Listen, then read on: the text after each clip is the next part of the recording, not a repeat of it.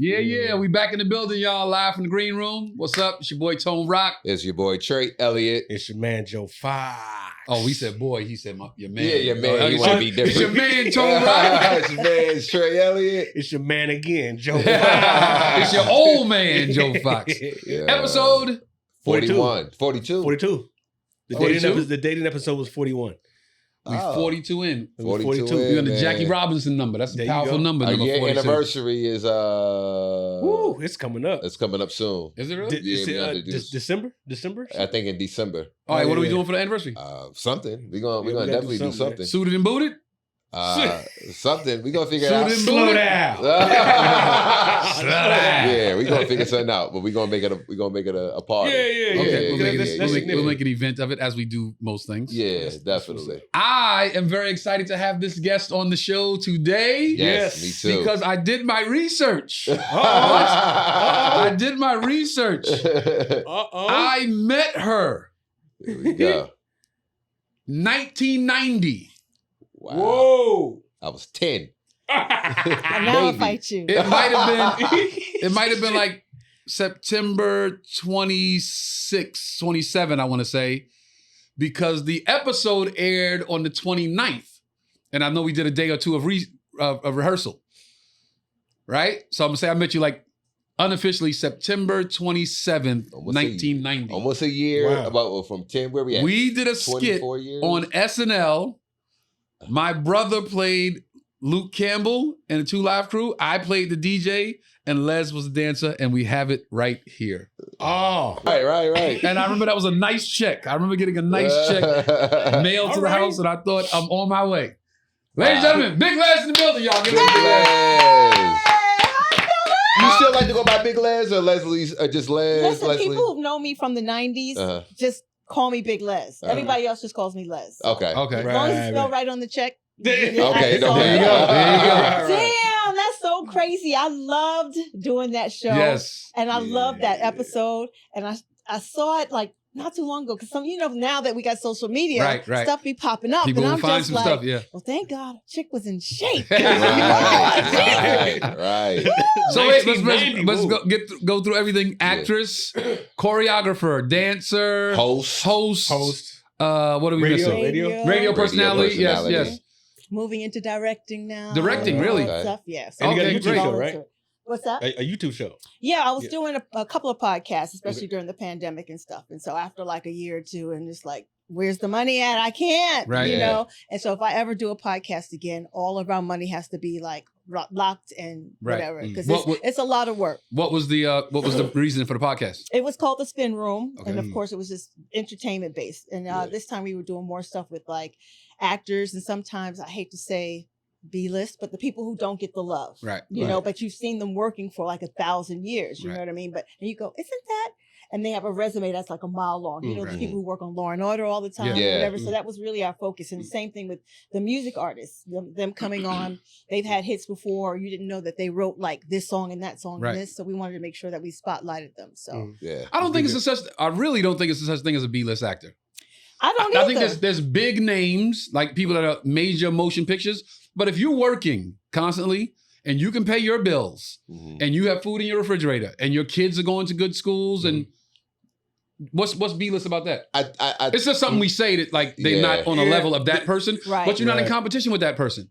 Yeah, that's so true. So rating it's just system it's of just a way actors, that I don't people like that. yeah, it's the way Hollywood rates people you. just Yeah. want to always make it seem like you're not doing more Yeah. Right. or try to belittle the accomplishments that you do have. Mhm. So they'll be like, "Oh, he's a B-list actor." What the fuck does What that does that mean? It's the even same mean? money. It's American money, Yeah. right? Yes. Right. I pay my rent. I drive my car. Yeah. I put It's gas in a it whenever I want to. Hollywood thing. Yeah, it's like what more does that so even than- mean? Like a B-list And it's a actor? little derogatory, quite honestly. Absolutely. A lot of these people who you don't maybe know by name probably work more than some of your what's considered A-list actors. They Oh, just yeah, happen yeah. to be in a big And you know what? project Right, that right. year. 9 times out of 10 is coming from somebody that's a D-list actor. Absolutely. That's not even on the list. Right. That's like, oh, he's Right. B-list. Nigga, you're not even on the list. Right. Yeah. Yeah. If you got longevity in the business, then you don't deserve that type of stigma. Yeah, That, you're this level and not this level. It's Yeah. the stigma and the status that Hollywood puts on you because A-list is quote unquote the superstar. Yeah, Mhm. yeah. You, like my acting coach used to always say, a working actor is one of the hardest jobs to be because you don't know when your next gig is coming. Absolutely. But as a star, it's everything. Yeah. It's all there. You know? You get to pick and choose when you Yeah, work. you get to pick and You choose. get to pick and choose, but if Right. you're a working actor, I think that says a lot more. Like, you know, the business, like, okay, I'm doing this today, I'm doing this today. I mean, working act, that can mean that's all relative, is what I'm saying. Because you could have, okay, I'm working on this show now, I'm working on this show, I'm doing this type of work here, I got a commercial. Like, I mean, that's Put it this way, working. working actors still have to audition a lot of times. Yeah, they Stars do. don't. Yeah. But it yeah, also yeah, says yeah. something to a working actor's skill set, because now you have to play so many different roles and wear so many different hats and learn so many different lines Yes. and have so many different like rehearsals and stuff like that. Right.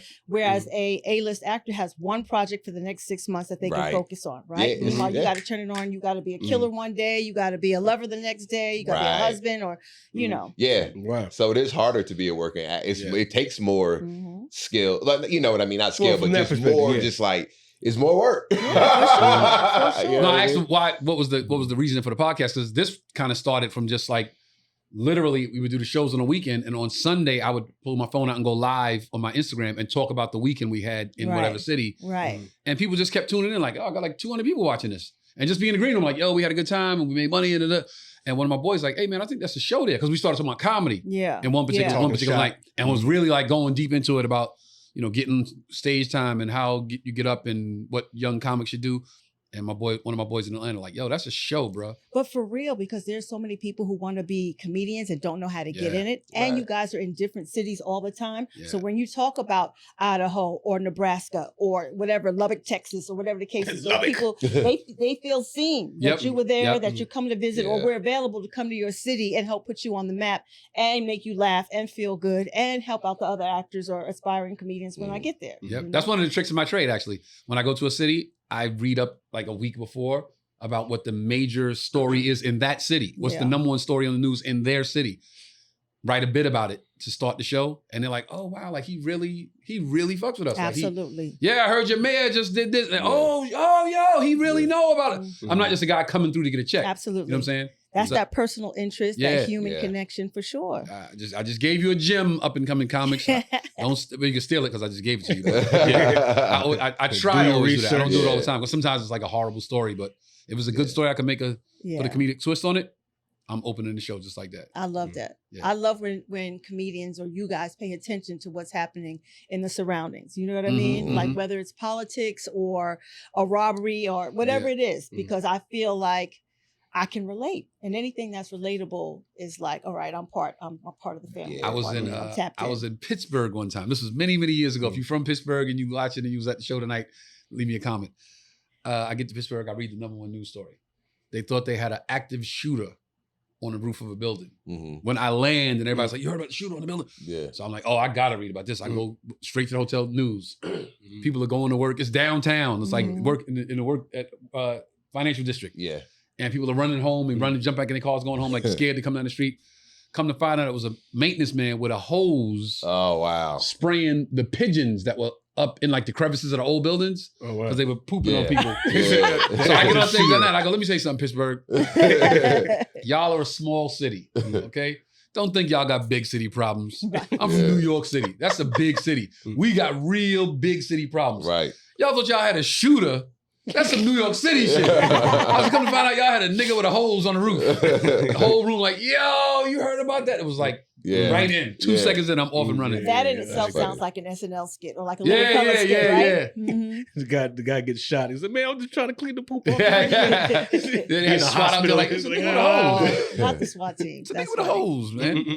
But you know, man, like just having you here, it's funny because I just put this post up on my Instagram today where I was just like, I hated growing up with the niggas that used to buy everybody rap album. I mean, like, you that much of a hip hop fan where you gotta buy everybody rap album. I'm not about to buy Split Star album, nigga. Like, I'm not into hip hop. I'm not buying Cadillac Tie or Yeah. Skid Lou solo album, Right. nigga. But with you sitting up here, man, you are such a part of history Oh, yeah. with hip hop. Yeah. I mean, like you're like Legendary. probably the queen, the pioneer when it comes to this hip hop thing, man, and just being in the Ain't that presence. all? I hate to say that. You know what? And I hate to say when we have guests here to be like, yo, I grew up watching. Yeah. But because you still look good, you know what I mean? You still, you look the same. You look the same. I'll You know take what it. I mean? I'll take it. I'll take it. I'll You just take look it. more like you look like how you, like a grown version. Like you don't still look like that kid, but you still Did you look hug the her when you same. came in? Yeah. Smell like cookies Yeah. smell like cookies from Magnolia Bakery. I said, "Is Magnolia Bakery?" Them sugar cookies. I know them sugar cookies when I smell them. Sprinkles of But it. it's like your history is so long. You done been in the presence of so many dope artists, MCs, and everything. Like, yo, tell us about that. Like, just give us the story. What was like one of your best interviews? Like, who was some of the people you were around? You're like, oh shit, I'm really interviewing this person. What was it like when Biggie got killed? With Pac? Like, we want to hear all of that shit, yo. Like, That's like a gazillion questions and stories. But again, I've been around like 30 years. I started in 1989, right? So half the world does know me and they doesn't. Like what was it? Hip Hop 50 was last year. yeah. Right. For the first time, I got to present on any BET awards. Now, I worked for BET for 7 years. Never got to present, never got to host, not even do the red carpet, nothing. Yeah, I So worked for them because 2 it was years. Never got an Hip Hop invite. 50 Yeah. And because it was Hip Hop 50, the Rap City documentary is something we shot last year. So me and Tigger had to present it. But half of the audience, if it wasn't for like Timberland was down there, Swiss Beats, and somebody else was like, yo, Les, who I've known before they got on. Yeah. Half the other audience is looking at me like, who? What? Yeah, and people yeah. don't realize they've been really watching me watching me or my work almost every single day for the last 30 years. Yeah. Whether it's choreography, whether it's a music video I danced in, whether it's a commercial that I choreographed, it's something. Even if it's the music and I did their album cover and a lot of, artistic direction, my stuff has kind of been around a long time. So I'm still kind of considered that, right? B or C-list actor that she looks a little bit, who, Yeah. what kind of a thing. So, but what you want to know first? I don't know. Is Well, dancing? you just kind of touched on it just now. Like, now, what are some of the work that we've seen of you, but we didn't know we was looking at you? Oh boy. Well, all of Mary J. Blige's first album I choreographed. So like Oh, wow. Real Love, You Okay. Remind Me. And that was actually Oh, my man. first choreography Man. work. But as a So dancer, you did like, this for her? You did all of that. You All had of your that. Mickey all broke of me that. parents. But you know how us New York City chicks are. It's Yeah. like we dance and we have our bop and we're like Yeah. real Yeah. around the Yes. way girls. Like I'm in that video with L. Cool J. Yeah. Bobby Brown I choreographed, Heavy D. I'm Rest even in in some peace. cool Mo Oh, D yeah. videos, like me and Jennifer Lopez. So there's a lot of stuff that went mainstream or that are like behind the scenes that really didn't get a lot of airplay that I like danced in or choreographed in. A lot of people don't know that I've done SNL like probably 6 times in Yeah. different Yeah. skits. Wow. Things that are popping up on the internet that I forgot about that I'm like, oh, they, tag me in. This thing now that's surfacing that me and Bow-Legged Lou did on the Apollo when Steve Harvey was hosting. It's this skit and I forgot all about it. Lou posted it on his page and I was like, oh yeah, we did do that.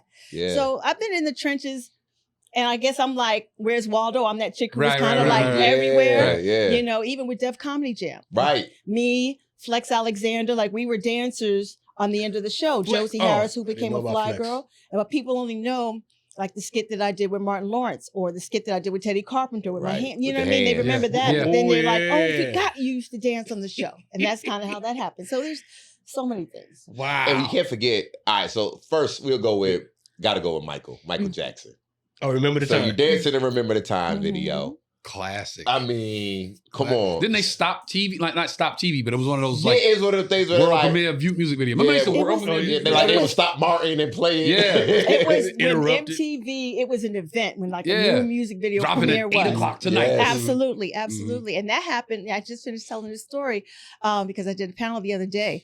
And in New York, like there was no such thing as dance agents or any of that stuff. Mm. And so you found out about auditions in the newspaper or phone calls. And I used to get called directly because I was a club kid Yeah. battling. So I'd be battling, dancing, backflipping on cats while like half these rappers were over there on an open mic on the cypher and stuff. Yeah. And so we all have known each other before they had their deals and before, but that's how you got your work. Yeah. Like the record label heads would be outside, no VIP red rope, like Busta was right there, Mhm. Andre Yeah. Norell was right there, like it was that kind of a thing.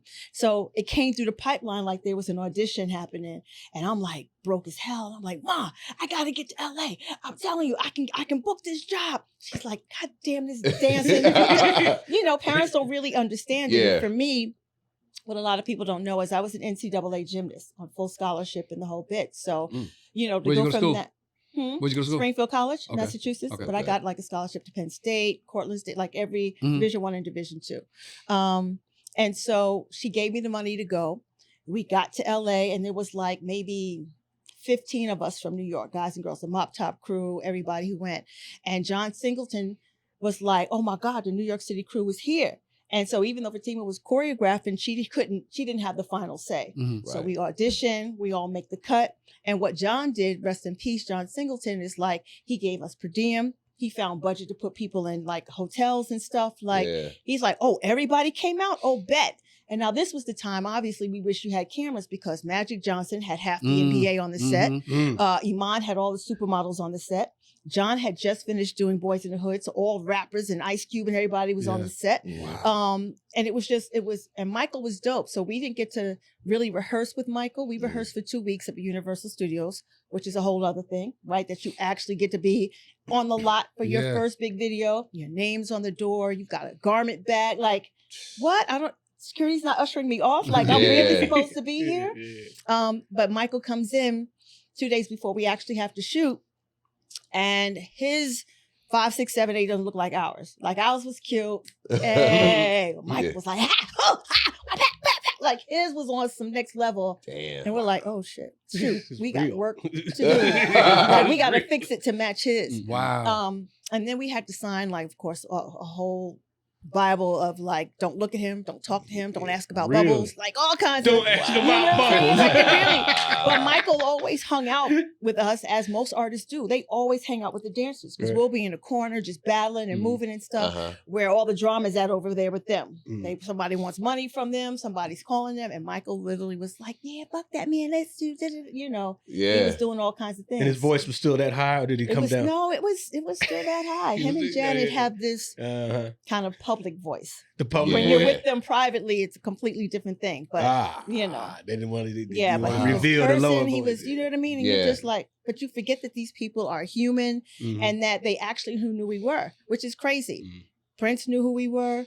Michael knew who we were. Whitney, like Bobby, and they came after us specifically. So that's what changes now. Is like now you don't really know the dancers by name. You may know Right. the choreographers because you're Yeah. forced to look at the work. But back then you knew me, you knew Josie, you knew Tina, Yeah. you knew Tish, you know, you knew Jennifer, you knew everybody by name. Yeah. So Wow. So that was another question I was going to ask you. Like when you were coming up, as far as the choreography side, who were some of your mentors, or who gave you game about getting into that world? You just kind of figured it out on nobody. your own. Nobody. Wow. Mm. For me, the only people that I could watch really was Debbie Allen for one. Oh wow. Okay, Right? Shout out to obviously. Debbie The Allen, whole obviously. thing. And then there was a show called Solid Gold. That was Yeah, a countdown Solid show. Gold Gold And dancers. if you remember, there was Darcel Wynn, the only tall, long-legged black girl. She used to have a long black ponytail. She was the lead Oh, every wow. week. Okay. And she was just so high kicks and spins and the whole bit.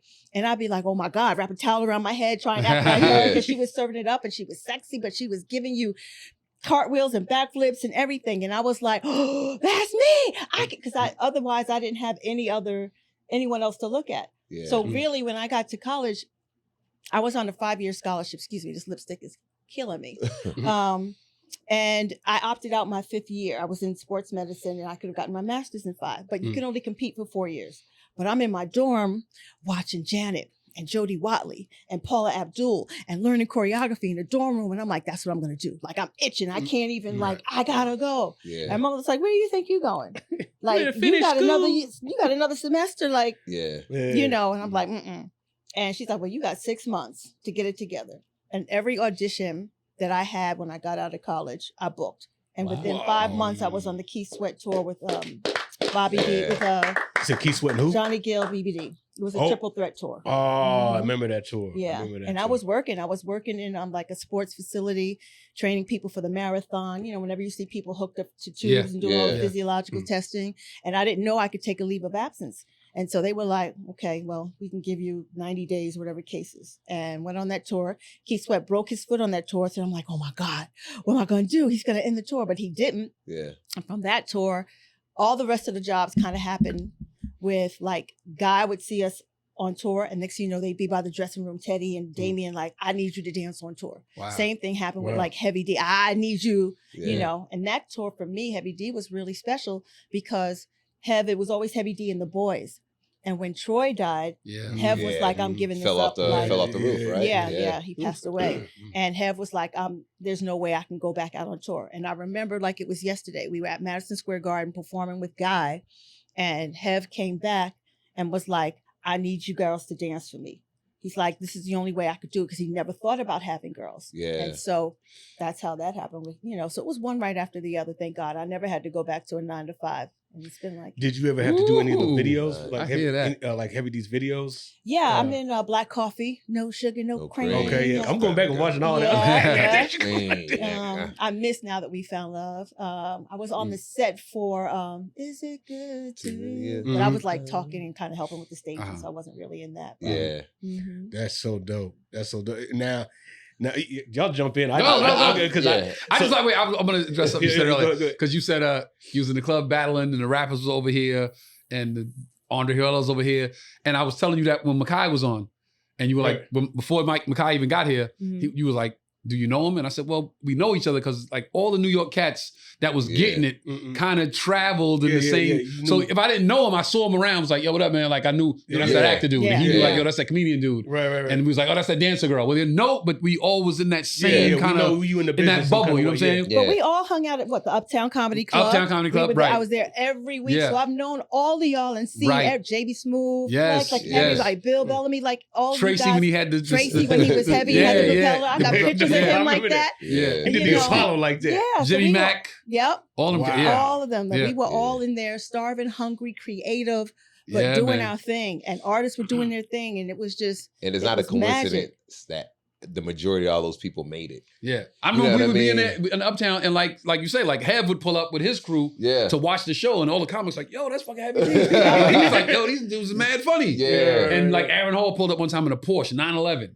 And we was like, yo. And he was like, yo, y'all mad funny. Like, Yeah. so it was like, yo, we respect y'all was a respect us. mutual Like respect. it was just like at that time in New York was just that's what I miss about home. When Oh, even I just got man. back today. Really? But even every time I go home, I still kind of hope to feel some of that. Like I'll be on Fulton Street now. Cats like, yo, Rock, yo, I see you, boy. Like they know who I am. Yeah. But it's not like I know I'm not talking to somebody that's like In the business, he's too. doing the Like, same. he- Like he's just a cat that's like, yo, I was gonna rob you, but I know you also. You good. Don't stay too long, but you good. But New York felt like the club scene felt like a performing arts school, Right, right? Like right. we It all- felt like high school. Yeah, Yeah. it really did. Like Yeah. everybody was accessible. Everybody from the Albie Shores Yes, to the Chris yes. Williams to the whoever, everybody was out and about, and it was love, it was respect. It wasn't no like high Sadiddy-ish. Like Yeah, everybody right. was cool and Mhm. grinding and respected the hustle and like Yo, Yeah. Chrissy was the opening act for Albie Shore's tour. Yeah, I remember he was wow. telling The me. yeah. opening act. And they did the garden, and Albie Shore drove my brother home to Yeah. Bed-Stuy when it was Bed-Stuy. Yeah. And he comes in the house, we upstairs playing video games, like, yo, Albie Shore outside. We like, man, get out of here. We playing video games like, yo, Albie Shore's outside. We go to the window, he's sitting in the red BM uh-huh. with two chicks in it. Yeah. And we knock on the window, he looks up like the Albie Shore Yeah, like did an on the Albie strip, Shore like, move. doing those on the strip. And we like, oh shit, ran downstairs like, yo, what's up, man? Shook his hand and everything. Yeah. So years later, when we was in Vegas, remember he came to the show. Well, who was with me in Vegas when he came to the show? No, not me. Yeah. And I introduced him. I was like, yo, my brother was his opening act. And he came on stage. And, you know, Al talked, yo, so I remember the night I met this young man. I had driven his brother home. And he was in the window like, yo, what up? He living that part. Came Yeah. downstairs and I was like, yeah, it's a pleasure.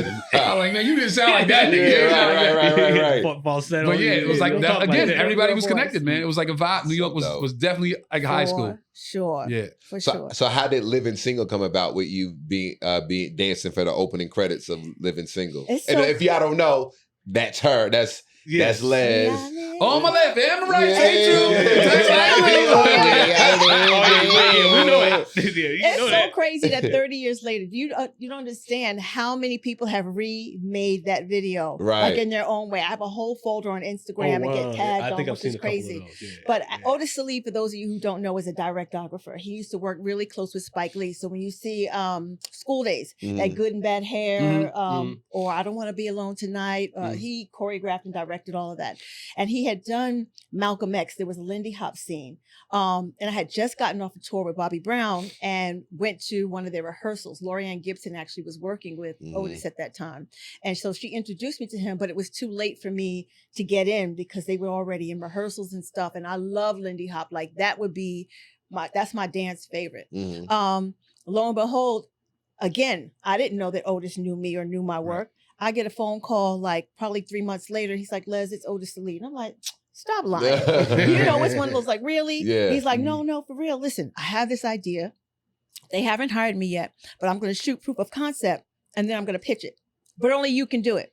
And I'm like, what? And he's like, well, you know, gives me the whole breakdown about the show. We go under the Brooklyn Bridge, shooting for like 8-10 hours, which is crazy. Wow. And under there was like cobblestone. So I'm doing all kinds of backflips and stuff all day. So when you see the end and I'm like this, I really was tired. And so when I see the edits, there's only one version that has like a front flip in it. But he did everything else, like just dance and stuff. But that's the genius of Otis Salih. Like you don't need all the extra bells and whistles. And so when he submitted it to Fox, they were like, we love it. And then they wrote an offer and a deal and the whole bit. And it was like, wow. And I had just met Yvette Lee Bowser for the very first time, like a year and a half ago. Oh, wow. Like, and she's the one who created Living Single. Okay. Created it. So, but I had known like Latifah and Kim. Right. Another Jersey. But they had nothing to do with it. And so people think Erica Alexander actually is the one who was dancing. I'll be like, excuse me. Give me my credit because I was there all day. And that's really how that happened. Maxine Shaw. Yeah. Yeah. And who knew that show would still be on TV right now? Like, it's crazy. Yeah. So the actual scene that you're just talking about, the proof of concept, that's what we're seeing? That's exactly Oh, they just said that's it right there. That's it. We didn't have to do any reshoots, nothing. They took it as it was. Right. Well, you answered my question because that was one of my questions. Like, how long did it take you to do that? Because it looked like you were so free form. You said just shoot, do it, and then we're done. But you said 8 to 9 hours. It was all freestyle. It was literally a long day because angles. He wanted to catch sunset, but we had started early. Like it was all those things, and it was like, whoo! But that's when I was in shape and had stamina. I've been on tour. I could do a 3-hour show. Like it's not a problem. Because to me, it looked like, all right, okay, she's her first job, Def Jam. Okay, that's her. Okay, and that got her the job for Living Single. That's what it looked like time wise. That's what it looked like to me. It was. I don't even know what happened first, but there were so many music videos in between and the club scene. So people were just literally pulling me. I need you. I need you. I need you. Like that's how my work would happen. They would see me. Oh my God. And people would even recognize me from the back. And it's so crazy because I had such a complex about my body growing up because I was always really muscular. I started gymnastics when I was like 10, which is really late. But I was competing in national competition by the time I was 11. And so I was always like, I've always had big breasts since the 3rd grade. So guys would like, don't get us in trouble. Third grade. Like, got big breasts. We like, big titty 3rd grader. Big titty 3rd grader. Big Les, right? So if you look at me, there's a picture of me and Simone Biles like on one of my pages. Simone is like barely 5 feet tall, I'm 5'6". And so me telling people I'm a gymnast, everybody's like, yeah, right. You look like you run track or whatever case. And I'm like, no, I don't even play basketball. I can't even dribble. Like I'm the artistic girl. I skate, I roller skate, I do gymnastics. And so they'd be like, who's the big girl doing backflips? They'd be like, oh, that's just Les. Well, Big Les, come here. And that's really how my name, and it just kind of stuck. So when you was a kid, like your parents put you in all that stuff, ice skating, roller skating? Yep, every week. So I do all the artistic. I play volleyball. I do all the, and then I was like the only Black girl. Right. Really, I was in honors classes from 3rd through high school. So there was like maybe 6 Black people. And what part of New York? Queens. Queens, okay. I was the only Black girl in Girl Scouts for 7 years, 8 years. So I'm like, we know you sold all kind of cookies, didn't you? Yeah, I sure did. So yeah. Man, wait, okay. So I know J-Lo was one of the dancers on In Living Color. She politicked that. She said that in very many interviews that she politicked just that opportunity into like whoever was on the show. Hey, I want to audition. I'm trying to act too. I'm trying to get.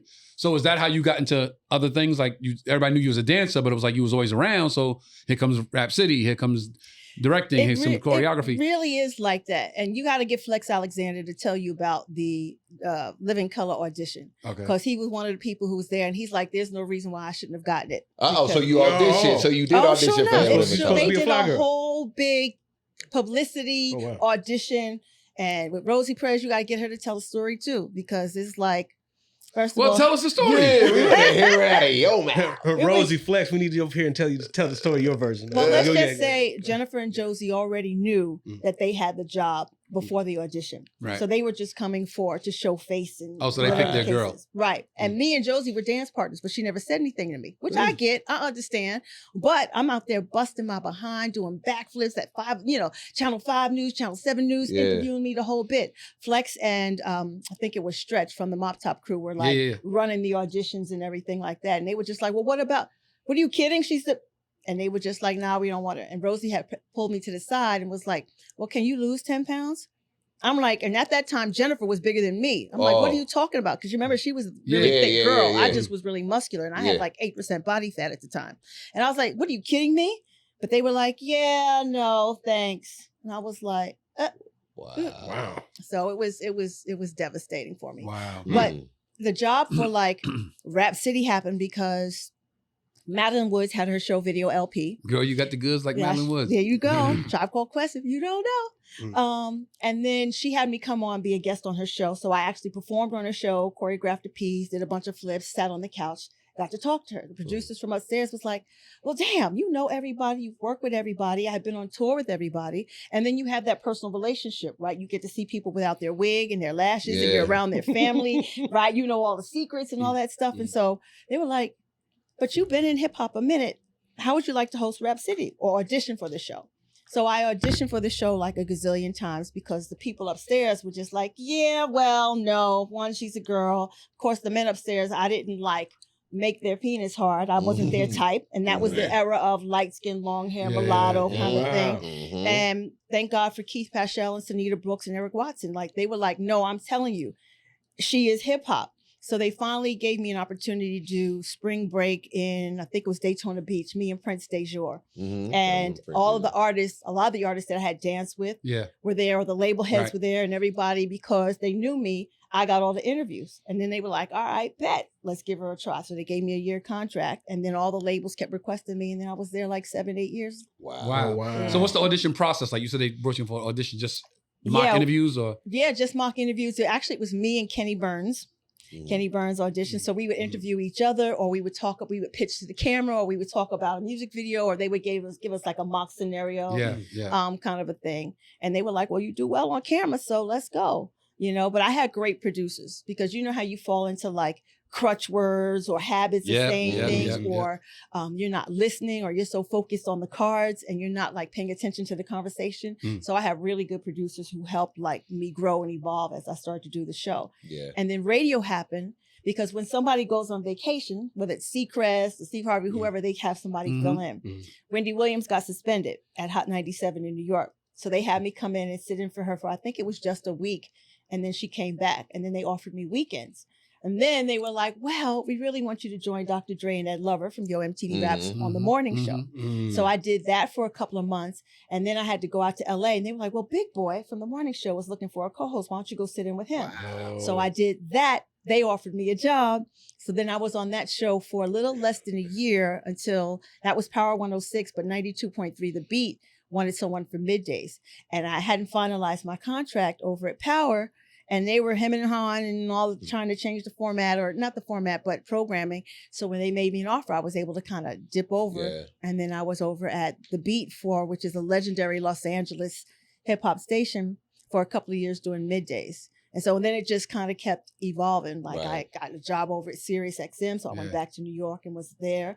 And then came back to LA and started doing, I was the entertainment reporter for the Steve Harvey Morning Show. When it was back at The Beat, it changed to 100.3. And so all these things. And so it's just, one thing leads you into another, and then people can see, oh, she can do more than dance. She can actually talk, or she has some damn sense. And she's not, some dumb blonde who's just, shaking it behind. So who was your just one thing. They say it's luck when opportunity meets preparation. You've always been prepared. Mhm. So when the opportunity arose, boom. Yeah. You gonna get But it. I move like an athlete. Everything about me is the structure of a gymnast, right? Like I'm so diligent. You see, I'm on time because that's kind of, how Oh, it is. yo, super. super. I get here an hour before the show starts. Yeah. She was here 50 minutes before the show started. I hate lateness. Yeah. But plus our coach used to penalize us for being late. Right. Wow, And then make you do laps and push-ups and everybody has to. So my Yeah. whole thing, my friends will tell you, I leave them, Yeah.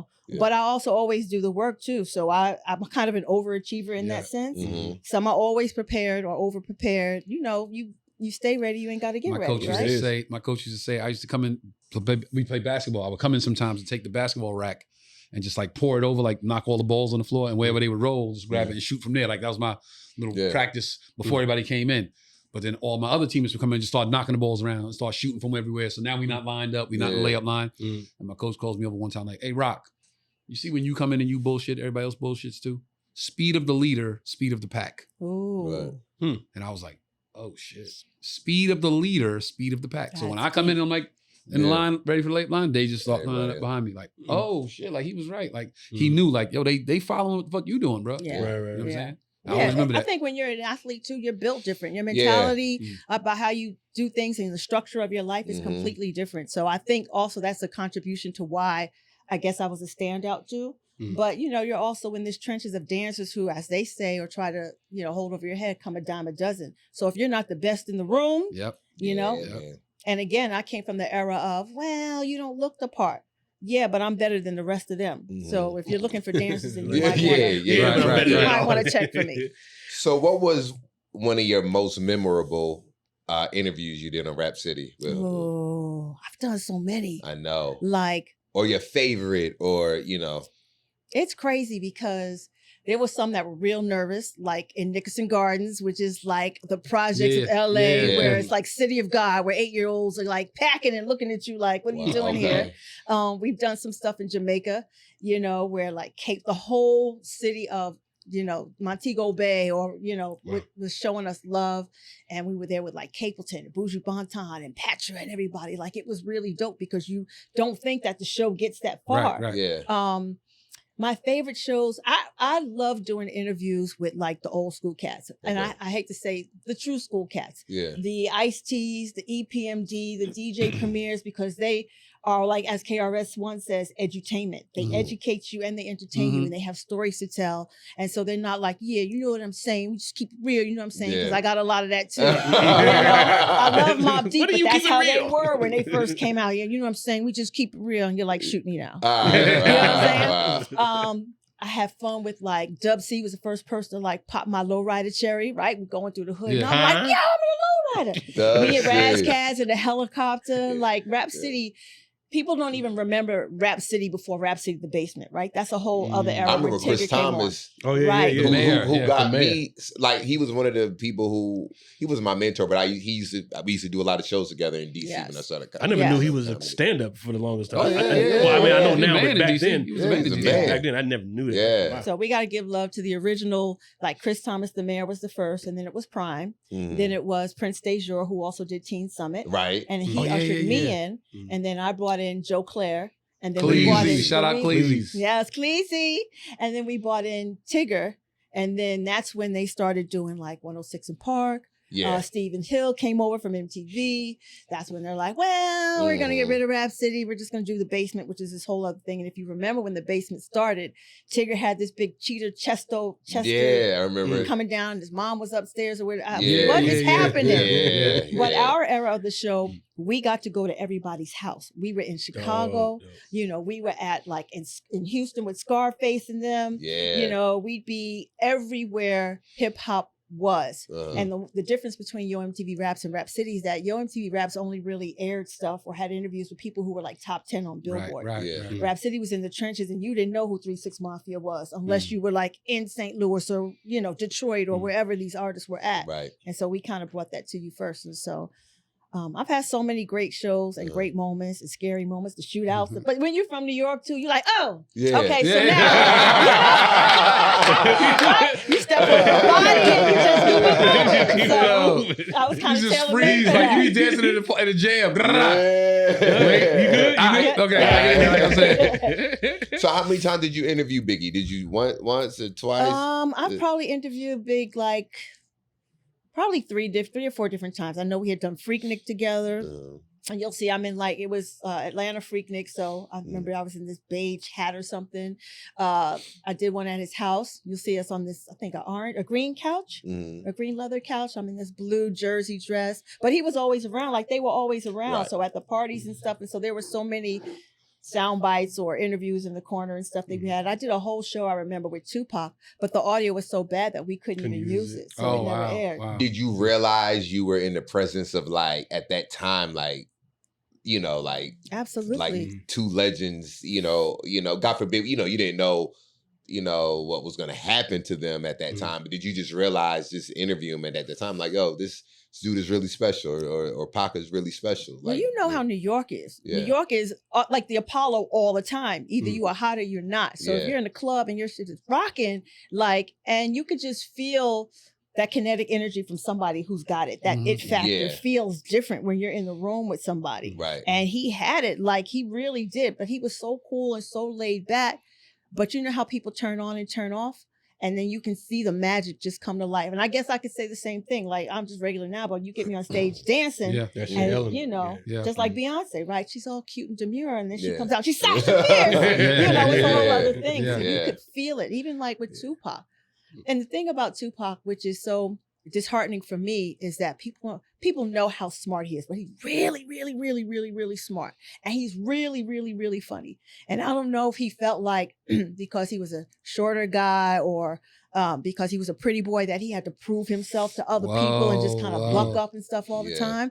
But that's not really who he was. And I think later on you find out about how real him and his mom and all that other stuff is. Yeah. But you know how like when you got your posse around you and they're the ones causing all the ruckus, but the artist is cool, calm, and collected, and everybody else is rah-rah. Yeah. You know, I think he felt like he had to buck up all the time for people to take him seriously. Remember, he was a dancer for Digital Underground, right? So now to switch over, like, so come on. Yeah. And now you got to be what all the artists, what the labels were pushing then, right? On some gangster, blah, blah, blah stuff.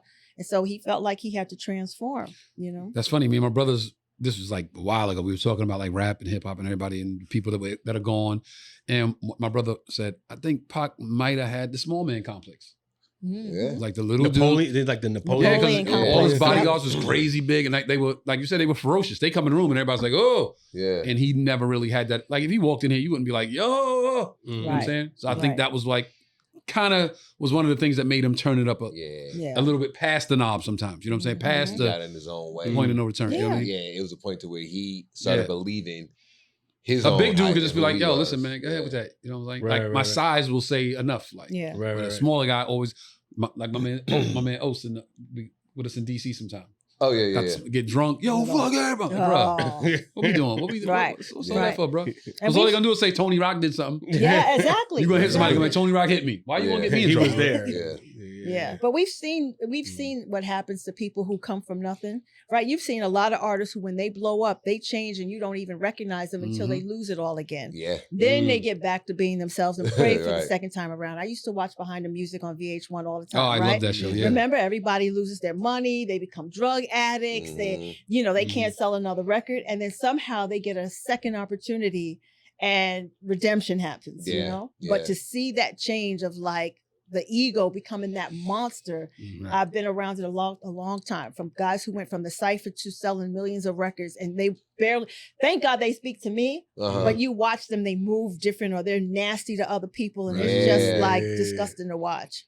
Yeah, Wow. So what was it like working with my spirit animal, Bobby Brown? That is my guy. We gonna get Bobby. What on was here. it like working with Bobby Brown? Bobby is the truth. I wish that this generation could see Bobby in his heyday and really, because to them, it's kind of like how you look at Michael Jackson, like when you look at him as a little kid and you hold all the pictures up and you be like, that's not the same guy, right? So people do that now to Bobby.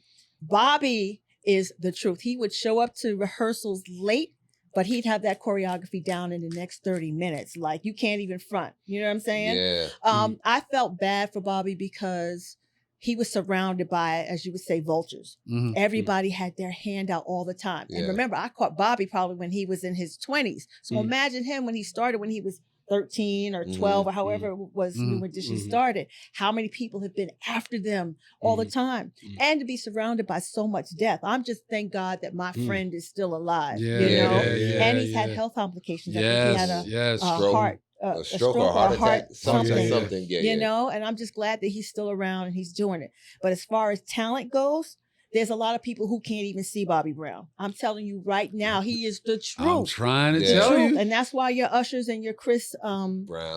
Browns always pay homage to him because they know what it is, you know, and whatever it is about you wanting to be a solo artist, and I say that too, like sometimes there are, you know, the BBD dancers or whoever who get looped in, and I'm just kind of like, yeah, I just roll solo as a dancer. But that's that thing. He knew what his capability was and is and his star factor, and you could not touch Bobby. Like Bobby is still the king. All day, every day. He's a presence forever for me. Bobby is my Michael. Oh, wow. Bobby's my Michael. Yes. Bobby's my Prince. That's Oh, deep. wow. That Yeah. dude, Yeah. I remember, man, listen. I remember everything. I remember when he left the group. I remember when they went on tour and he was the opening act. And he would, they moved him from opening act to middle because he kept killing, I think, Al B. Shaw. Then they moved, he was destroying New Edition. So it went from Bobby, Al, New Edition to Al, Bobby, New Edition to Al, New Edition, Bobby. And I saw him at the Garden. And he brought LL Cool J out. LL rapped and he was dancing the whole time. Man, listen, Bobby, that's my guy. I saw that concert when it was BBD. No, it was Keith Sweat, Belle Biv DeVoe, Johnny Gill, and Bobby was. Then there was another one where it was like BBD, Bobby Brown, New Edition. It's like all of them. That was probably the Budweiser Super. I just saw them. I saw them in Vegas when they did the reunion. Yeah. It's not the same like you said, but it's like to just be there. It's like they put him. That was his memory. Like I remember this. You know what I mean? Anybody who was able to capture him and his greatness, and he's forever great. Yeah. You're changed forever. He really just had this magnetism. And he was a sex symbol. Like, you know, I was there the whole time, you know, him and Whitney met. We were at the wedding. And then that's how I ended up dancing for Whitney and choreographing like I'm Every Woman and all that stuff. She was on the road with us. So she fell in love with us and hung out with the dancers and stuff too all the time. You know, she's a Jersey girl. On that one too? I'm Every Woman? I'm Every Woman, yeah. Okay, yeah. I got to go back and watch all this. Watch Go right there. I'm the girl doing the backhand swing. And there's 5 of us. And you'll see us in the 5 little girls and stuff. So. Man. But Bobby's the truth. That's my guy, man. Forever. That's my dude, man. So before it gets too late, have you ever gotten invite to a freak off or I knew it was coming. Yeah, come on now. You know, I mean, you can't let that go. Have you ever been invited? She probably knew there's invites to puff parties and then there's invites to freak offs. That's two different things. I've been to a puff party. I haven't been to I was very specific. I said an invite. Just to keep it. No, it's crazy because, especially being a female, dancing around all these cats half naked all the time, music videos in the club. I've always felt really protected by the guys in hip hop, like always. And I've known Puff since I was like maybe 19. And he's the reason why I got to choreograph Mary J. Blige. I was doing all this stuff for Uptown Records, right? I was doing Heavy D, I was doing Father MC, I was doing some stuff for Jodeci. So he was like, yo, Les, I need you, blah, blah, blah, blah, blah. So that's my guy in that sense. I've been in a room, I've been a fly on the wall. But for some reason, you know, 3 o'clock comes and it would just be like, all right, good night. You know, you have discernment on when you kind of know how to leave the room or when things start to change. So no, I've never gotten a formal invite, but I could write 10 books. 10 books. You know, but you know, that's why I keep getting invited to certain things because I know how to keep my mouth shut. I'm not on that, you know, other radio personalities.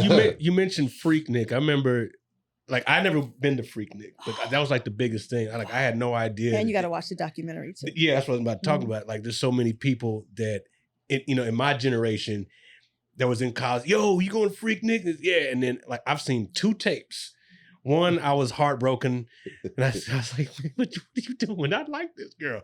And then the other one was like, Oh, it was a girl you knew. yeah, it was a girl that I knew, like, because everybody had their little 8 million. Somebody had a bent backwards, and you was like, oh, yeah. I was like, crushed. There's a lot of that. crushed. I was like, man. And then the other tape was like, yo, man, they wilding up in this one. Of course. But I never knew at that particular time that there was, hip hop events. And you were right there. You said, Right in the freaking trenches. Jack the Rapper. Remember Jack the Rapper, Yeah. absolutely. All the Impact Music Convention. How Can I Be Down? Peter Thomas. How can I be down? Yeah, Right, yeah, used to do that. And Yeah. then Luke was really hot. We used to cover Luke and do all the Miami stuff, like Yeah. the tag team and all those at 95 Team, South. yeah. And with Luke. Mhm. And so being around him and his women and I've been to like 1,000 Luke shows Yeah. where the room feels like men just got out of prison and never seen Snatch before. And it's just crazy. And then I got to watch myself because then Luke's girls are after me and I got to be like, Nah, You know what I mean? I Like, had to work. it's- I'm the professional. but it's Yeah. I would never change the things that I've seen in the rooms that I've been in and all the hip hop You shenanigans. wouldn't change it. I wouldn't change a thing, But Yeah. again, being a New York chick and being a club girl, like you've seen it too. You know, if you survive the tunnel, Yeah. Oh my right, God. right, you see what I'm Oh my saying? God. You survive Paradise Garage, and you know what I'm saying. Like Yeah. I've been through all realms. It's of like that. it was preparing you for all of that. For sure, Yeah. for Yeah, sure. you survived the tunnel. You damn near went to war. No. What's the tunnel? I like It was a club in Yeah, New I'm York like, City. like the, So main, like the, that. one of the Super number one big, club. Yeah. super violent. Oh, okay. Super violent. Oh, It was okay. everything you wanted But to be. every rapper who had like a smash song had to come through the tunnel when you was in New York Okay, it's to a like spot. get your Okay, yeah. stamp, be solidified. Okay, The so it's like pat a down venue. as Okay. you walk in was serious security. Take like your the Timbs whole- off. Everything. Take your Timbs off. Yeah. Turn them upside down. Make sure you They ain't got hands nothing. in, pulling the what is it? The insole. the Yeah, insole insole. out because you might have a raise up under that. Razor in your Hats mouth. off. Wow. Brim search. Yeah. And you still get in there, and somebody gets stabbed. You like, Still. how the hell? Yeah. And the bathrooms were Fingernail. unisex. Yeah. Like, but it was a hot, sweaty, Yeah. rough Wow. But it was fucking cracking. raw. cracking. It was cracking. Remember Bentleys? Of course, Bentley, Silver Shadows, the Down Under, Yeah, all Silver of Shadows. those R&B. Bentleys, Yo. man. That was it right there. Man. I might saw Set Stephon it Marbury up. in there one night. Yeah. That was the Like, time. I was like, The yeah, Knicks used to he be out all the going. time. Yeah. All the ball players, all the Right. Knicks. Oh, the were Shark out. Ball. Shark Did the Shark Ball all the time oh with my the Knicks, God, yeah. the soul food restaurant that was cracking. Yeah. So who was your crush? Oh, who didn't love LL? Like, come on. Ah, Like, okay. ladies love L. Listen, I say it before I say it again. I don't care what you say.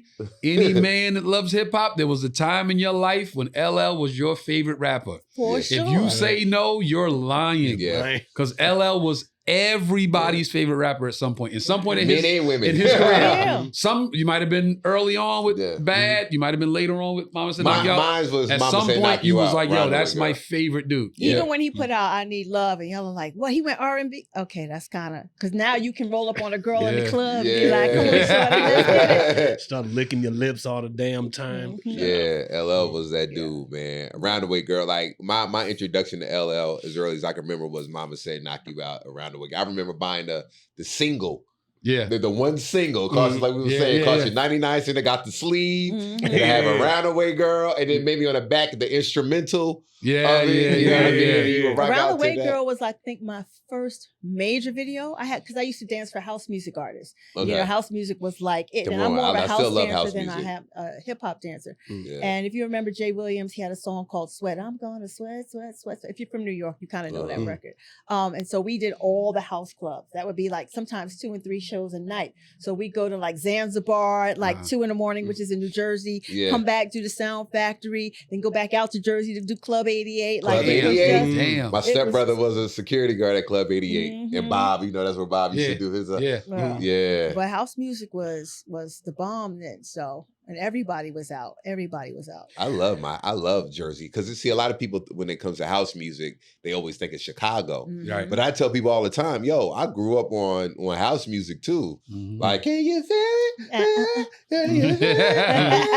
And all like, yo, because our house parties, that's all like, you know, we play all the hip hop, but when it was time to really dance, like it was all house music we was playing. Was it CNC's? C&C music. Nah, that was Nah, later that- on. that- That was later that- on. No, That was that's commercial later. hip. I'm Yeah, talking about yeah, like yeah. Follow What- Me. You talking about Colonel Abrams? You talking Yeah. about yeah. Set us free. Yeah, all all that. that shit. Like Yeah, man. Them was like, I was early middle school. Wait, what was the dude we used to always laugh at?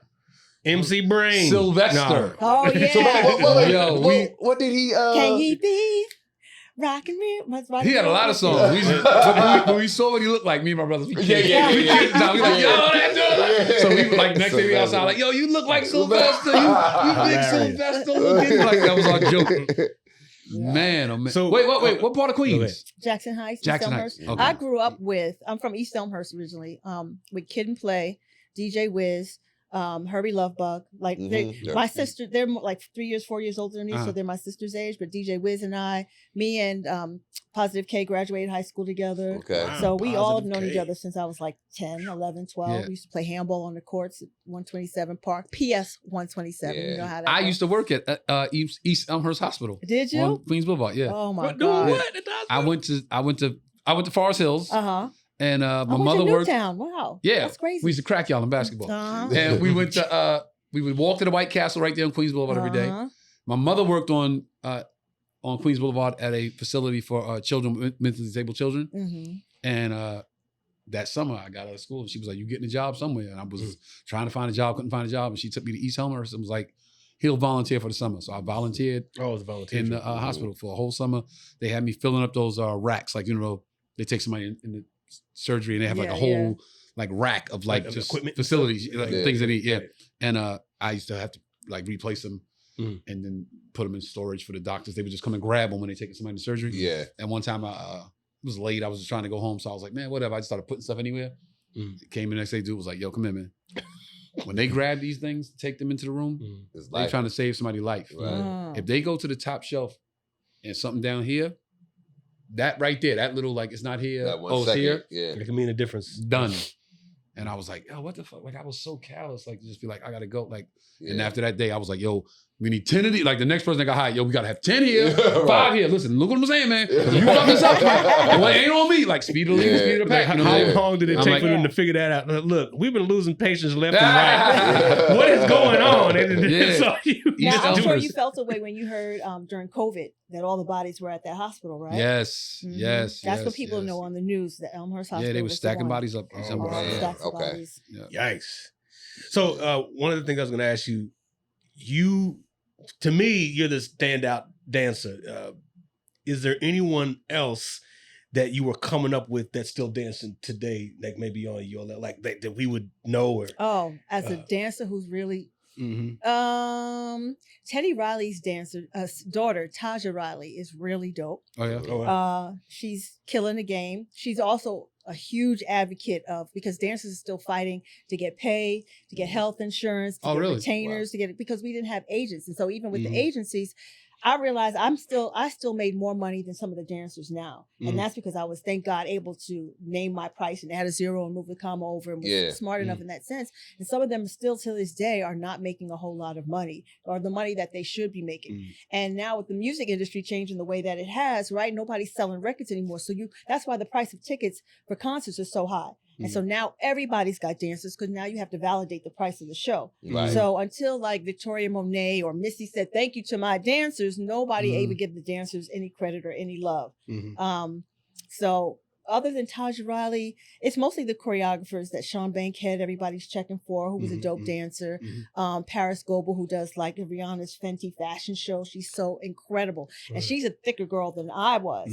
And who's getting all the love. And that's another thing that's changed too. It's like when you see Lizzo and all their dancers are big or Megan Thee Stallion's dancers are like my size. I used to get so much ish for being, well, you're too tall. And I'm only 5'6". Right. You know, and then I was probably 150 pounds, but I was really muscular and fit. But until it was, well, let me show you what I can do. That they were like, oh, okay. Yeah. And the difference between New York and LA was New York, you'd see us in Doc Martens and knee pads, Yeah. get Yeah, busy, baggy clothes. And so when I came out to LA, I stayed after we did Remember the Time. And doing an audition was what was called a cattle call. Never heard of it, never knew what it was.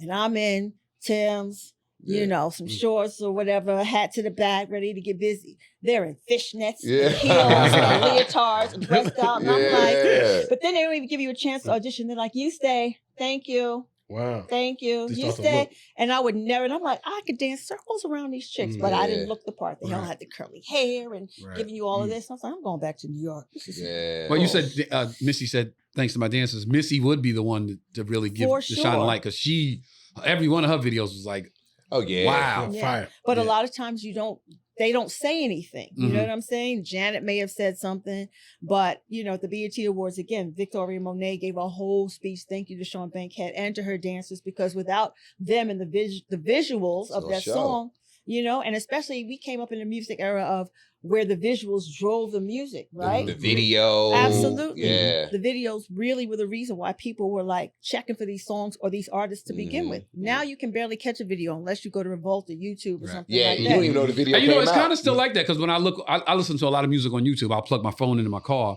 and just scroll through YouTube and listen. Right. And most of the songs that have videos, way more numbers than just. And like a song will be it'll be just a song that's Yeah. really, really good. No video.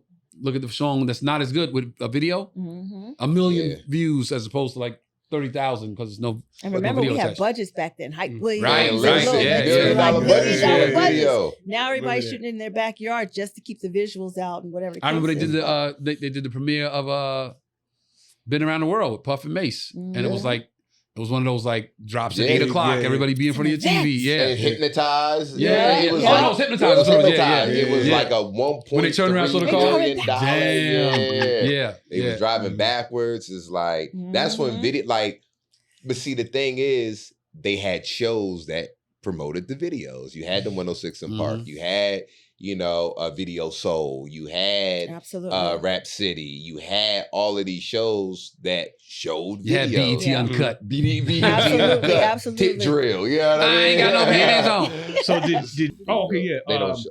So we were talking about how music was promoted like on TVs Mhm. Right, or whatever, the big commercials. I remember back in the day when there was always an artist on like New York Undercover. Did you have any experience with New York Undercover? That was a show. Here's back a then. story Love about that New York show. Undercover. Uh-oh. Did I trigger something? You did. Oh man. You did. Let's go. Let's All go. right. Because Into as I it. was transitioning into acting, see, it's crazy because even though dancers make the best actors, Uh-huh. because we are really like the original silent film. I beg to differ. Yeah, I think you know, comics make the best versus- actors. Yeah, I I got think chops. comics. We got that pain to draw from. So we like to do silent movies, right? We have to tell a story with our bodies. So we're Right. very comfortable in our physical space. We and all tell that a story and incorporate every person in the story. But I Once again. auditioned for the show.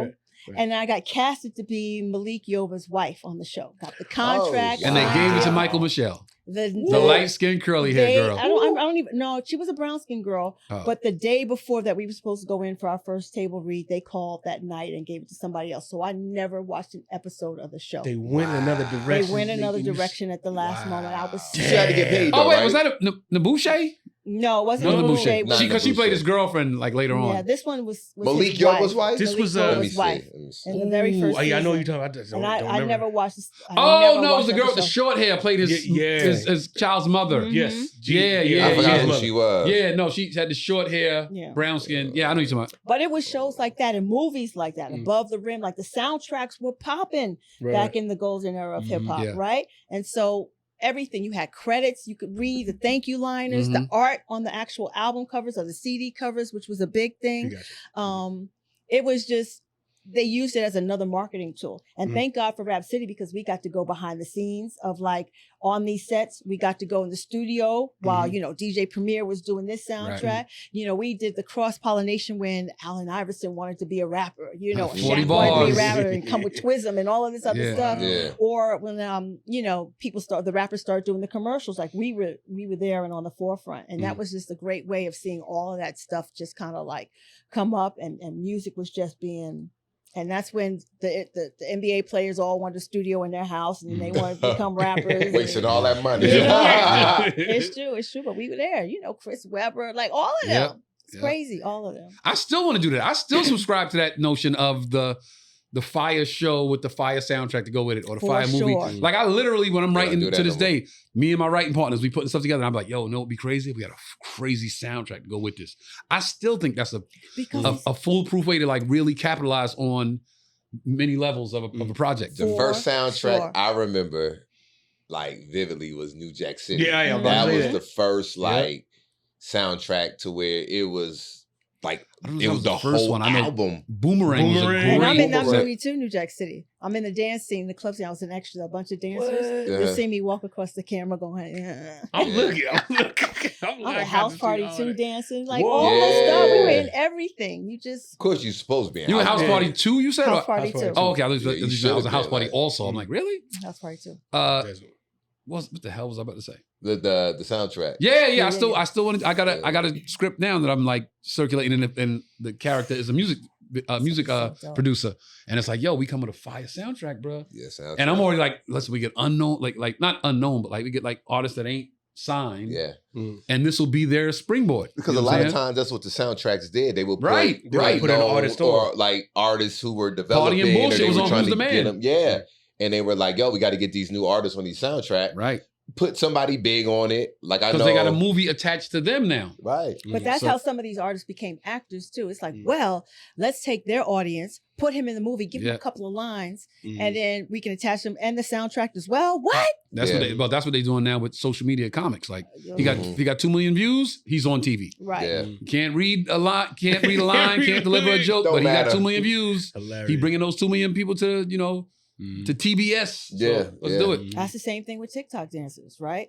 Mm-hmm. They're like, they got 1,000 million gazillion hits and they do a 30-second thing and they think that they can dance. And half of these people, you put them in an audition, they can't pick up the choreography. They have no stamina. They can't retain choreography. They can't do the moves. They can only do, What the they little- do, What because they when do, they and doing that's 30 it. seconds, they doing Yeah. like they figure it out. Yeah, Like, yo, this is what I They're want to like, do. gotta be in wow, their but living they room got like, 2 million yeah. followers. Let's put them in this commercial. And you're like, oh It's- God. I know. It's So not tell us real. about the thing you're directing. Yes. So the golden era of hip hop is obviously so important, right? I saw this movie called 20 Feet from Stardom.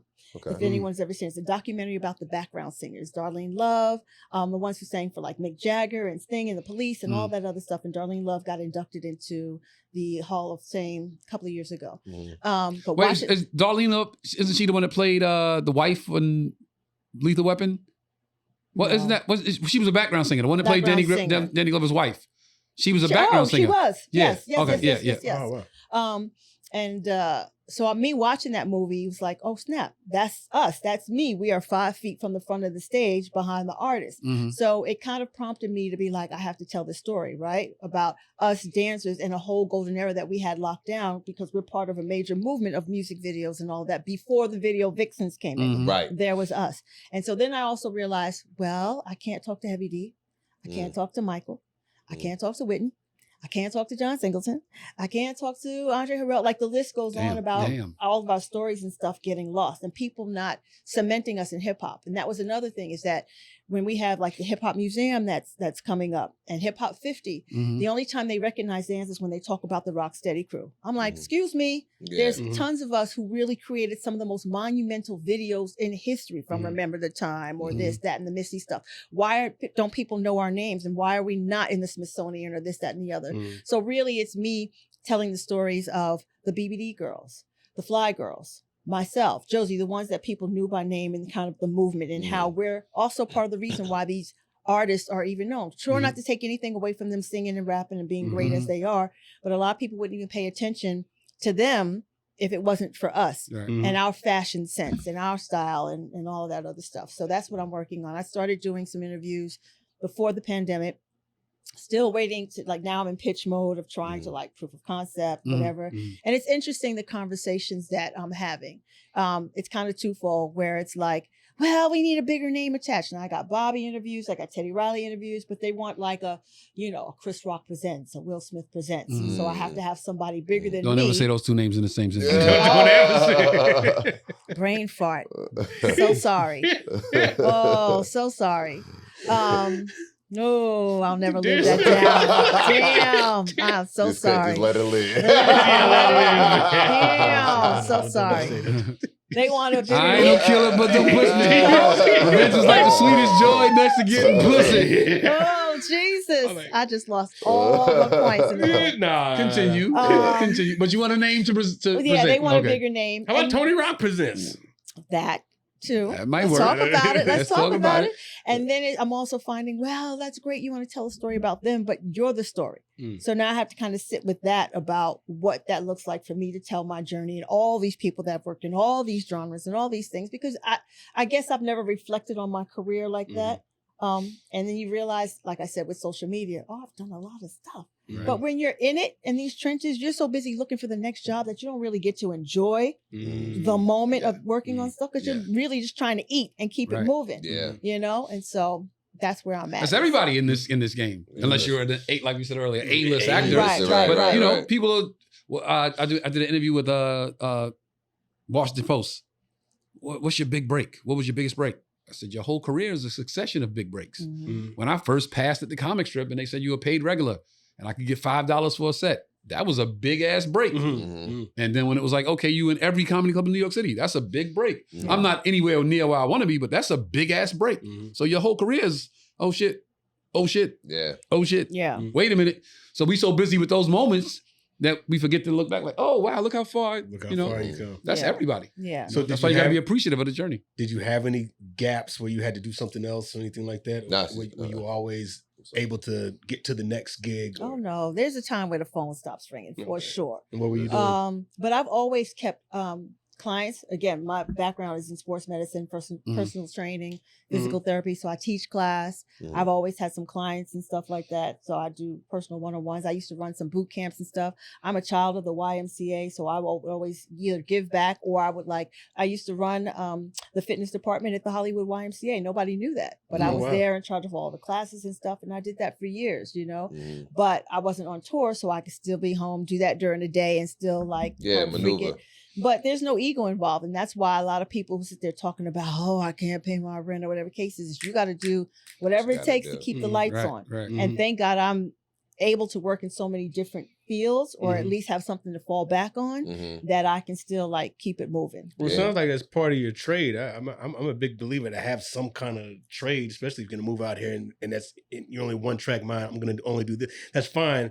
Like I don't really subscribe to the something to fall back on. It's just part of your repertoire of things. Like, this is what makes me money, and I can employ myself. So I like the idea of you said sports medicine and exercise physiology and stuff. I was going to either be like an athlete, because I could have gotten my master's in either physical therapy, sports medicine, or athletic training. Then I was like, I'm going to do athletic training, taping up athletes and all that other stuff. But they're all under the same umbrella.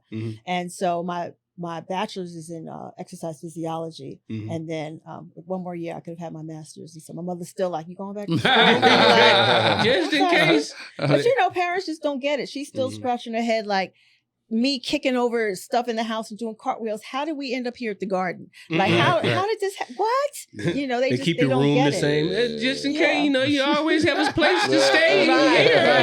No, that's just your mom. But you're grateful when your parents actually nurture your artistic, you know, thing that they see. Like, all right, okay. Oh shit, my mother was like, when you telling some jokes, boy. they know, they believe in you when they change your room. That's how you know. That you're not coming back? I just go ahead and change your room. He ain't I had too many siblings. It was like, once I left, it was like, okay, we changing this room. You go back to visit. Somebody It's else like, wait a minute, it's in my room. I said, we changed all that. Look at this fool.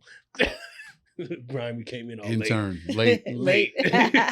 You got 15 minutes left. Yeah. Intern just walks in. But that is so dope.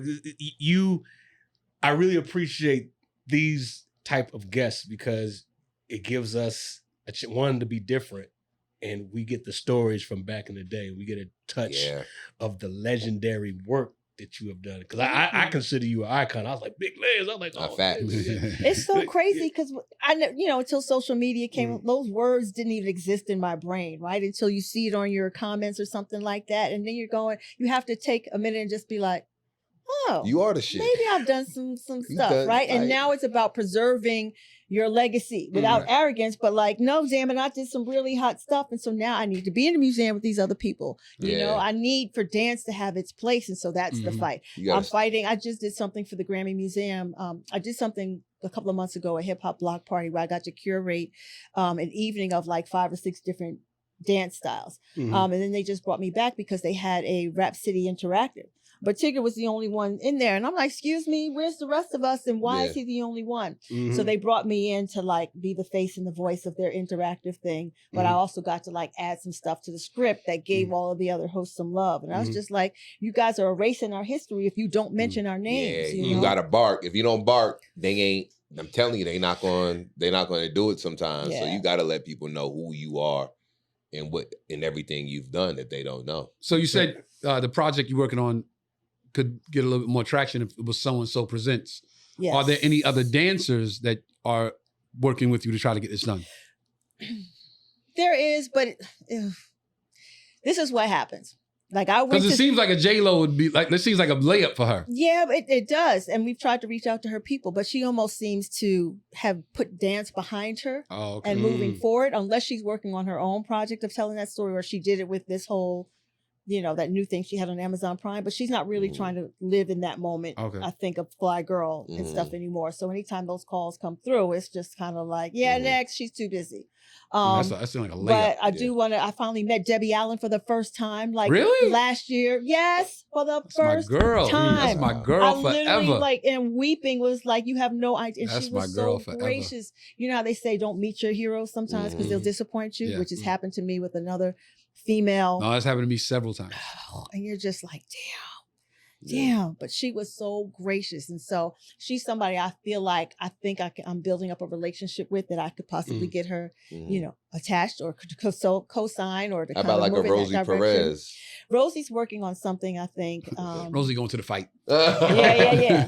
But Rosie, I think, is working on a different version or her own kind of thing. She Okay. had a deal with Vice TV or something like that okay. she told me about. But she was going to sit for the interview. Yeah. Okay. Okay, that's good. So I'm still working it out, and somebody's gonna say yes. It's just it's gonna happen. I just I need like some that. more money so I don't have to come out of pocket, keep shooting. And my biggest charges are gonna be like getting the music clearances and stuff, right? From the Michael Jackson archives and the Whitney and the Mary J. Blige and all that other stuff. So that and the photography. Because now these photographers who have been shooting all of our rehearsals and the club stuff have the dopest footage, but the only way they can eat now, especially, is to charge or to curate something for a museum, right? Because social media is killing them.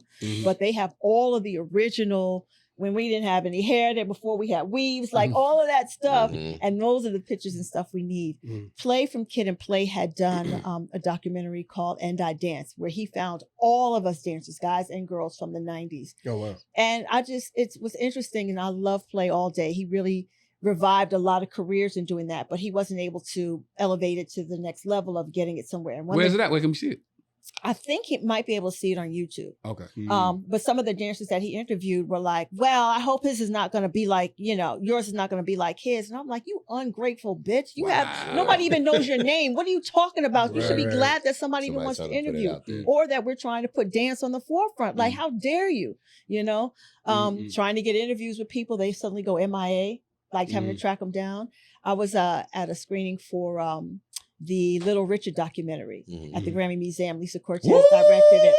And that documentary is so You want to dope. give me nothing. The documentary is so dope. You got to see it on Amazon Prime. But she talked about how hard it was to get in touch with people. Like nobody wants to talk, or they want money, or they. So tracking people down is a nightmare. How long have you been working on it? For the last during the pandemic is when I started. Okay, so and then I shot a lot of stuff through Skype. So I want to revisit those shoots and actually get some better footage and stuff like that. So it takes time, man, for those projects to especially when it's come yours. together. Especially when it's a labor of love because you want it done a certain way. You want it to look Yeah. a certain way. You're very meticulous about something that's coming from the heart. yeah. So Mm. and if this is going to be my directorial debut, Right, then it's right. got to Oh, be yeah, like yeah. really, really right. gotta So be right, yeah. Lion, what was it? Selma took 8 years to get done. Woman King took 8 years to get done. I'm in year 2 or 3. It's What's gonna the happen. other movie? but- The big one, that was on Netflix. Squid Games. oh yeah. 13 years. Oh wow. Yeah. 13 years. He pitched it every year for like 13 years to multiple people. Meeting after meeting. Why? Next year. No. Yeah. Went in that Hold room. it So I close was to like, the yo, vest. this is Yeah. Squid Yours, Games. you put it out there. Right. Yeah. He It's looked gonna be a back hit. and they was like this. He was like, maybe. Yeah. They called him 13 years later. Yo, let's do it.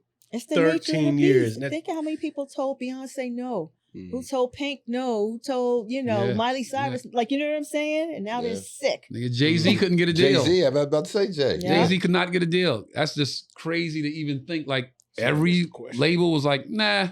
Yeah. And now everybody regards him as the greatest of all time. All time. Because they don't know. The suits don't know. They just, they don't know. They just trying not to lose their job. Yeah. If I take a chance on this dude and he not it, I'm out of here. Yeah. So I just fall back and sit here and play crisscross. Yeah. You know what I'm saying? But it only takes one yes, right? It takes one yes to change all of our careers, to elevate our finances, to move us to that next level. We've been in this 30-something years. One yes on one deal could take us to the stratosphere. But I like the slow grind. Like I'm appreciative of this slow grind. I have absolutely no regrets about how long that this has taken me. You know?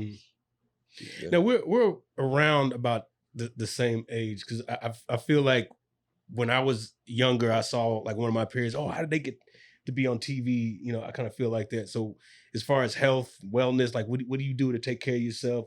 What do you do?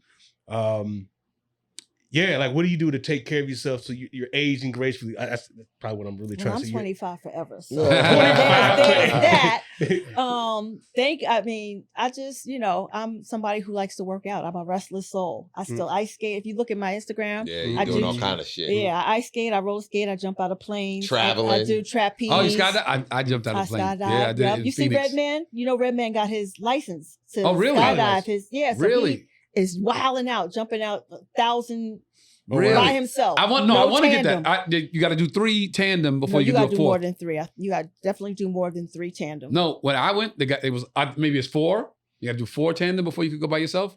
So I got 3 more. I thought it was more. And I'm out that joint by myself. But go to his Instagram. He is out wilding out. But I do that. I still drink a little bit, but I'm not a smoker. I eat crazy. You look at a cupcake now when you over 40 and it's like, blood sugar's up. And I'm like, so. Whole foot swollen. Cupcake, like come on now. You remember me?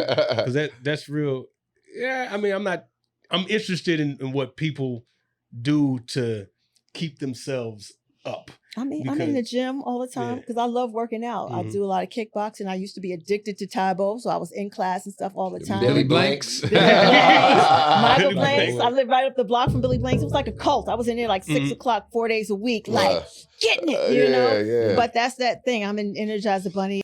Blankety blank. Billy can still kick ass. But yeah, I've always because you see people, you see them on Instagram and say, they're doing real well for themselves. Like, what are they doing? You trained, you do this, I'm like, I'm starting to feel it like, okay, I need to do something. You go to the gym, don't you? Some people have a way. You can't just go to the gym. You gotta do you do this? Do you do that? How do you eat? Yeah. Because like when we're on the road and we eat like freaking dogs sometimes. We shouldn't eat like that. But the ladies, they gotta. I don't eat like no damn dog on the road. Okay, we eat what we shouldn't be eating when we shouldn't eat it. Yeah, sometimes a cheesesteak at midnight is not the best thing in the world. Yeah. We'll hit White Castle. I'm hitting White Castle. I don't care what nobody say. I don't care what nobody say. I'm eating White Castle. We'll go to Wawa. I'm mad I didn't go when I was in New York. We'll go to Wawa. They closed some of them down. The one that was on Northern Boulevard and 80-something Street, 89th Street. In Jackson Heights, gone. Nah, I don't know if the one on Queens one on Boulevard is still the one on Myrtle still there. Still there. The one on Atlantic Avenue still there. Murder Burgers. Got it one time when I'm in the city. I remember one time I saw MC Light at the gym. All incognito. No, that's MC Light. She getting it in. You got to. These young girls are out here having all kinds of surgery, and I'm 111 years old, looking better than them. Oh yeah. I'm like, thank you, Jesus. Yeah. Like, because now they have to pay all that maintenance, and I don't understand these enhancements and this low self-esteem. And it don't age well. And whatever this social media is doing for them, feeling like they got to keep up with the Joneses and their bodies are so distorted. Like it breaks my heart that these girls were beautiful before turn themselves into monsters. It's a false narrative. Wow. It's a false narrative that they wholeheartedly believe in. Mm-hmm. So some girl will be on social media, fake as fuck, with the bag and the dude. They want the bag and they want the dude, so I guess I got to get that. Yeah. Meanwhile, there's a girl with none of that, with same bags and a good dude that's not posting her life on social media, and she is sleeping like a baby at night. Yeah, thriving. Absolutely. Yeah. She ain't worried about nobody goals. She like, fuck is that? Yeah. Yeah. And all these girls, like, what's her name? Tiger's baby mama. sorry. Black China. Black Right, China. having to remove stuff from her body. You know what I'm saying? You Mhm. see that all the time, and it's a shame that you would do that to yourself. So. What would you tell? That's your next documentary. What was that? Just that should be your next documentary. Mhm. Like just be This whole body dysmorphia thing. What would you tell Who Fox? Oh, I was saying, what would you tell the younger ladies, the younger sisters that's trying to do what you do? Any mistakes that you made that they would want to avoid, like to maybe get it? Because like you said, there's no dancing agencies back then, like you said. Like, how and I guess it's kind of like the NBA players who say, well, we don't know what to do when you get money, right? How to handle that. One is, thank God I came from a family predominantly of women who move with integrity and self-respect. And I don't ever want to do anything to disrespect my mom or my grandmother. I'm also thankful that I was an athlete because, again, that presents a different kind of structure Work and ethic. a discipline and work ethic, right? And so for me, skill was always on the forefront. So I would make sure that male or female, if you're coming into this game as a comedian, as a dancer, make sure that you are versed in all forms of dance, right? Tap, jazz, ballet, hip hop, gymnastics, whatever it is, make sure that your skill set and your training is consistent and nonstop. You don't have to get on your knees. Never had to get on my knees for a job. I thought you were talking about prayer. Or on my back. Prayer, Unless yes. it was But dancing. anything else, no, I didn't have to get on my back. You know what I'm saying? On my knees, whatever the case is. There's some people who want to be so famous, so bad, as opposed to just working. And I think that's what we see a lot of this generation. They all want to be so popular and stuff, and they have zero skill set, and that's so short-lived. And it hurts people like us who are actually gifted and creative and put in the work, you know. Go ahead if you're on reality TV, get your money, whatever the case is. But just because you throw a drink or smack somebody in the face or flip a table, suddenly they got the bag. They got more money than we've ever even been able to make, which makes me sick to my stomach. I'm sure you've been offered reality TV at some point. I have, but I think I don't even know if I would host like a reunion, but that's kind of just like not in my wheelhouse. Right. And you never know, I might be on next year, you know, and it'll be a whole different thing. Nigga, Dancing right? with the But then Stars. you know what I'm saying? Well, Dancing with the Stars is different from me being on like Real Housewives. Right. No, I'm punching a bitch in the face. Yeah. Because I could do that too. Get a bag, have a book deal, have a movie deal. You know what I'm saying? Like after 30 years, she made it, you know. But I also tell people, don't be afraid to say no. Walk away from some shit. Every job and every dollar is not good. Right. And I've done that before where I've said no and then they'll come back correct. Right. You know, and just you got to, and thank God for Debbie Allen again with the blueprint, because you can't dance forever. My mother be like, so how long you think you're going to be doing this flipping stuff? Right. And so when you see somebody like her transition into a producer, a director, an actor, pay attention when you're on the sets. Learn what the cameraman and the sound man and the gaffer does and the electrician and all these other things. Learn how to write. Take a writing course because you can't dance forever. If you're going to choreograph, then learn what it is to work from film to stage to commercials to, you know, all of that stuff. So I love that. Now, I didn't ask you this. As a dancer, have you ever suffered any injuries that were, it's like, I'm never going to, I don't know how to bounce back from this. Like, I'm trying to save some for the documentary. I've had like 7 major surgeries. Again, I've been doing gymnastics since I was little. I've had 2 surgeries on my hand over the last couple of years where I can't even put it down flat.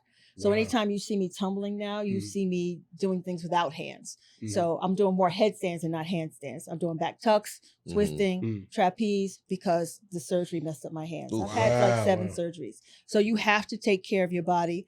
I think if we would have known it, especially coming up in the range that I did, we didn't have the best equipment as gymnasts are concerned. You know what I'm saying? I've had a YMCA in Queens, and we're not even on the spring floor. I didn't get to a spring floor until I got to college. So I had shin splints, you know, I've got hip issues, I had all these things that you can't really see, but so you definitely have to take care of your body for sure. And as a gymnast, did you do any competitions of different, I don't even know what to call not events, but equipment? I don't even know what to call it. Well, I'm an all-around gymnast, which means it's floor, balance beam, uneven bars, and vaulting. And so all-American on vaulting. If you go to YouTube or whatever, you can see it. I'll send you guys so that you can actually see it.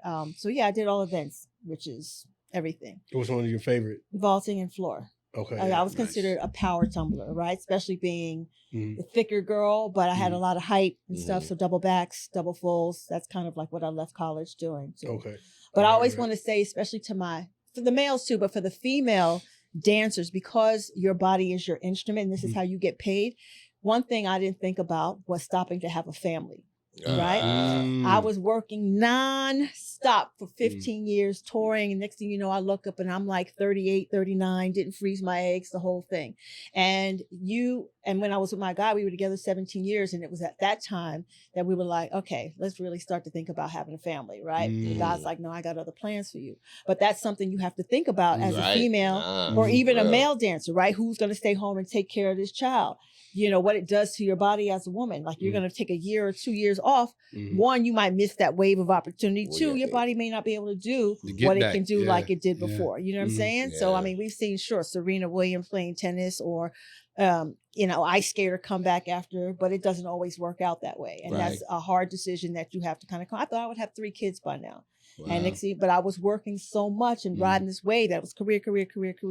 And it was like, oh, snap. Yeah.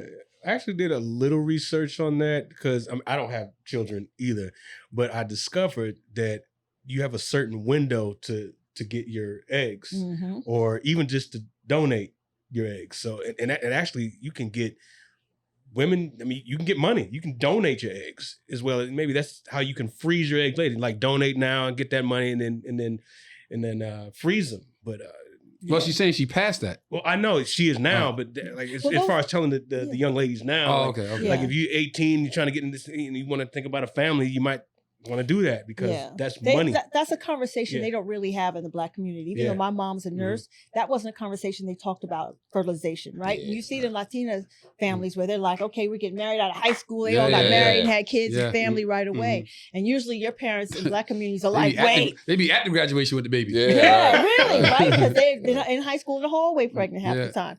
And, for us, they're like, wait. Especially in my household, it's like, wait, you need to go see the world. Don't have a kid. You know? But yeah, and there's only a small window there too. They usually don't want to take your eggs before 25 and as late as 32. So anybody after 32 to 38, 40, it's a crapshoot on the quality and the quantity of your eggs. Right. So it's both factors matter. Because if my research was correct, you can only do it a certain amount of times in that window. Yeah, but they can count how many eggs you actually have, and then some of those don't necessarily become viable when they meet the sperm.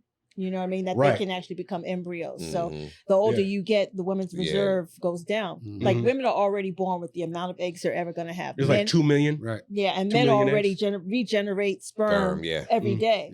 But nobody tells you that how important that 32. So when they say your clock is ticking, like that's some real ish. We always kind of dismiss it, but that's like some real. That's like a real thing. Did you know this? Totally unrelated to anything we talked about tonight, but you saw my eggs. Did you know that you grew up inside your grandmother? Because your grandmother had her eggs inside of her, right? And her eggs, the female eggs, had their eggs inside of them. Wait, what? Your grandmother is a female. Right. As an embryo, she had her eggs inside of her. Right. Her eggs had even more microscopic eggs inside of them, which was you. Oh. You grew up inside your grandmother. Then her egg came out and made your mother. Right. And the egg was already in your mom. Yeah, that's true. Got it. Yeah. That's true. Yeah. That's true. Yeah, I'm gonna have to watch the Learning Channel a little bit more because I did not know that. I read that. I was like, get the fuck out of here. Yeah. Anyway, anything else you want to promote and tell us about? Tell people where they can find you and what you're working on, where you're gonna be, all that good stuff. I've got a new movie that's out right now on BET Plus called Trope. It's a horror zombie film kind of a thing.